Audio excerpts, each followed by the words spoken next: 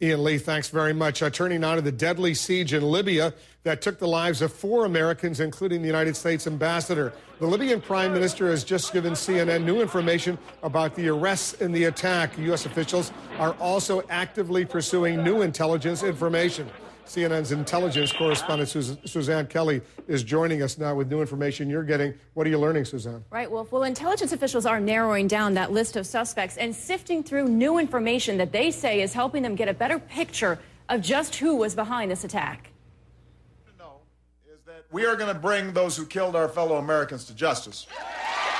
A promise of justice, as behind the scenes, the U.S. intelligence community sifts through a steady stream of information that has come in the past 24 hours.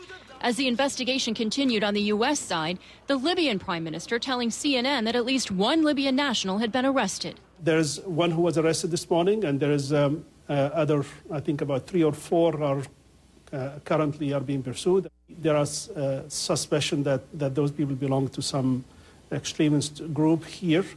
CIA Director David Petraeus briefed members of Congress Thursday afternoon. U.S. officials may not be ready to name a perpetrator, but the list of likely suspects isn't so long.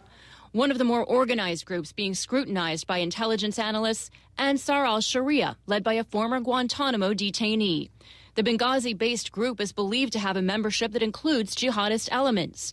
The group released these pictures last month showing just how well-equipped they are. Even their fleet of vehicles bears their name. One group they've ruled out, according to an intelligence source, Al-Qaeda Corps, based in Pakistan. Counterterrorism experts say it's more likely the attack was carried out by Al-Qaeda sympathizers with no formal relationship to the Corps organization. That's going to be a relatively small sliver of people. When you look at people who believe that storming the U.S. Embassy is okay, I'm going to tell you that slice of the pie is significant. And that's part of the reason, say experts, why nailing down the perpetrator is so tough. In Libya, groups are sometimes groups in name only, with memberships and allegiances shifting rapidly. Now, I've been told by several officials who are active in the U.S. intelligence community that there is simply no actionable intelligence that supports the notion that this was a pre-planned attack. No intercepted communications, no human intelligence that could have warned the U.S. that this was coming. Those voices seem to be in the minority, though, at the moment, Wolf, but nonetheless, they highlight just how confusing sifting through the aftermath of an attack like this can be. They're just beginning this investigation for all practical purposes. Suzanne, thanks very much. Joining us now, the chair of the Senate Select Committee on Intelligence, Dianne Feinstein of California. She just emerged from a meeting with the CIA Director, General David Petraeus. Suzanne just reported on it.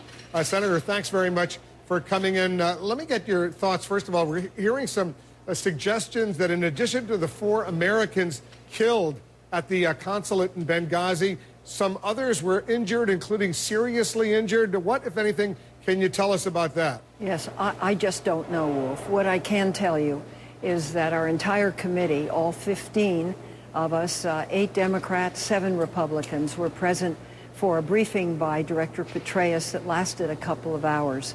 And it was a very good briefing. What I would like to do, if I may, is simply thank, on behalf of the committee, the Libyan government for their solidarity, for their denouncement of this event, and for taking the actions they have to vigorously investigate and arrest some people. I also want to thank the currently anonymous Libyan citizen who took Ambassador Stevens to the hospital. He didn't survive, but to me, that was such a human and real act, and it just has a lot of credit with me, and I'm very grateful for the solidarity that Libya is showing. Does it look like this was a carefully planned operation that was in the works for a while? What's the latest assessment on that? I can say that I've seen no evidence or no assessment that indicates it was. I can certainly say that. There was a protest, and it could well be that quickly some 24 people took that as an opportunity to attack. They have attacked the Benghazi consulate before. I believe it was on June 6th. So this is not a new thing. But I think one of the great lessons out of this is that our consulates in these very troubled 9 Middle Eastern nations must be in very secure locations if we have them there at all. The Libyan prime minister has told our Christian Amanpour, Senator, that at least one person, possibly more, have been arrested. Have you been briefed on who was arrested and any affiliations they may have with any organizations? No, once the news is ahead, but I'm very pleased to learn the same thing, that people have been arrested, and I believe an investigation is going on in this country concerning the individual who did this very obnoxious 12-minute preview of some very stupid movie and wrong-headed movie, and he may well not be who he is claimed to be either. So we're going to have to find out a lot about what happened. I would hope a big day is coming up tomorrow. It's Friday. It's a day of prayer in the Islamic world, and I would really hope that cool minds prevail. We now have 11 ongoing demonstrations in various countries and more expected. And I hope that people who are very concerned, as all the world is, by this, will understand that demonstrating, hurting innocent people, perhaps some deaths resulting, please don't let it happen. You've been praising the Libyan government. Obviously, it's a new government. They've got limited capabilities. What about the Egyptian government? Did they do everything they should do to protect the U.S. Embassy in Cairo? Well, not immediately, as I understand it, but Mr. Morsi has put out a statement. I didn't see where he denounced the incident.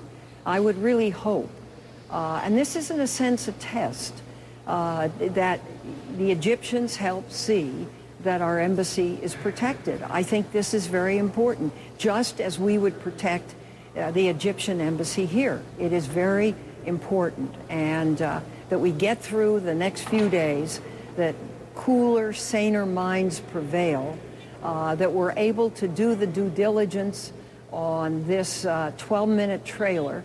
And I think, you know, it's such a farce. It's so stupid. And the man that produced it certainly made no contribution to art or literature, truth or justice. Do you still support, Senator Feinstein, giving the Egyptians more than $1 billion a year in economic and military assistance? Well, I think our relationship with Egypt is very important. For me, because today the Brotherhood has 50% of the parliament, the Salafists 25%. We have a Muslim Brotherhood president. It's important to me to see how Egypt goes, whether this administration in Egypt is going to concentrate on the economic and just development of their country or on very right-wing Islamist ideology. I don't know that yet. Whether they're going to agree that Israel has a right to exist, that's very important to this country. That they favor a two-state solution. The one area where I think the government has shown really common sense is working on the problems in the Sinai and doing this in conjunction with Israel. I think that's one very hopeful sign. So I have helped Egypt in the past. I want to continue. But we need to see which way this government is going to go. And I think the statements of the government in the next few days also are going to indicate which way this government goes. And that's important for us here to listen to that. And let's see what happens over the next few hours on the streets of Cairo, exactly not far right. from That's the U.S. exactly Embassy right. as well. All right, Senator, thanks very much for coming in. You're very welcome. Thanks, Wolf. So Egypt, enemy, ally, it's a critical question facing President Obama as outraged Egyptians protest against the United States. Up next, you're going to find out how the president is responding today. Plus, the man who had breakfast with Ambassador Chris Stevens in Libya on the day he died, he's speaking out in a new interview ahead. His warning for the ambassador during that very meeting.